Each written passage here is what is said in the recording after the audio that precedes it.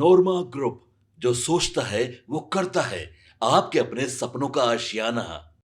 नमस्कार, मैं विकास सिंह और आप देख रहे हैं बिहार न्यूज़ अपडेट। देखिए, चौकीदारों का संघर्ष में हम शामिल हैं। लगातार हम चौकीदारों को ये विश्वास दिला भी रहे हैं और चौकीदारों का आवाज़ उठा भी रहे हैं, लेकिन जो हमें उम्मीद थी कि विधानसभा सत्र के आखिरी दौर में भले ही नीतीश सरकार जो है और जो विधायक है इस मुद्दे को उठाएंगे, ऐसा नहीं होता है। ना ही विधायक इस मुद्दे को उठाते हैं और न ही नीतीश कुमार के ओर से इस मुद्दे के लिए कोई स्पष्टीकरण दी जाती है। उसके बाद ये सब कुछ साफ हो जाता है कि चौकीदारों का जो संघर्ष है, चौकीदारों का जो लड़ाई है, वो लड़ाई अभी और चलेगी। वैसे में अब क्या कुछ इस लड़ाई में होने जा रहा है, इस पर आज हम आपको विस्तार से जानकारी दे रहे हैं।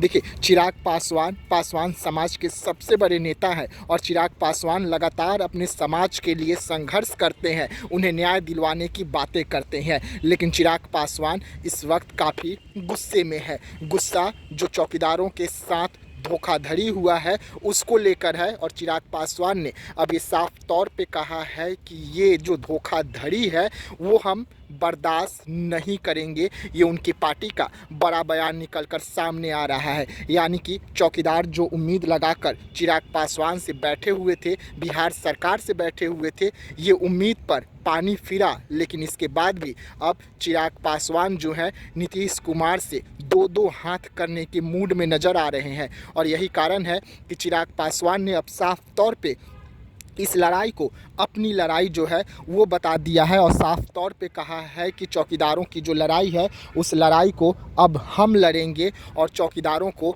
न्याय दिलवाएंगे। यानी कि चिराग पासवान अब इस मुद्दे को लेकर नीतीश कुमार के सामने सीधा बात करने वाले हैं और इस मुद्दे में क्या कुछ होगा ये भी अहम हो जाता है। वैसे में जब आज हमने चिराग पासवान की पार्टी के नेताओं से बात करने की कोशिश की, फ़ोन पर ही ये बात हुआ, तो वहाँ से बड़ी जानकारी, बड़ा अपडेट निकलकर सामने आती है कि नीतीश कुमार और कोई भी विधायक इस विधानसभा में इस मामले को नहीं उठाए हैं। इसको लेकर चिराग पासवान भी लगातार विधानसभा के जो सत्र चल रही थी उस पर नज़र बना कर रखे हुए थे। लेकिन 5वां दिन का जो सदन का कार्रवाई है वो समाप्त होता है, उसके बाद भी कोई नतीजा निकलकर सामने नहीं आया। इसको लेकर चिराग पासवान भी गुस्से में नजर आए और साफ तौर पे उनकी पार्टी का बयान निकलकर सामने आया है कि इस मुद्दे को लेकर चिराग पासवान जो है बेहद जल्द नीतीश कुमार से दोबारा मुलाकात करेंगे और इस मुद्दे को जल्द से जल्द समाप्त की जाए, इसको लेकर नीतीश कुमार से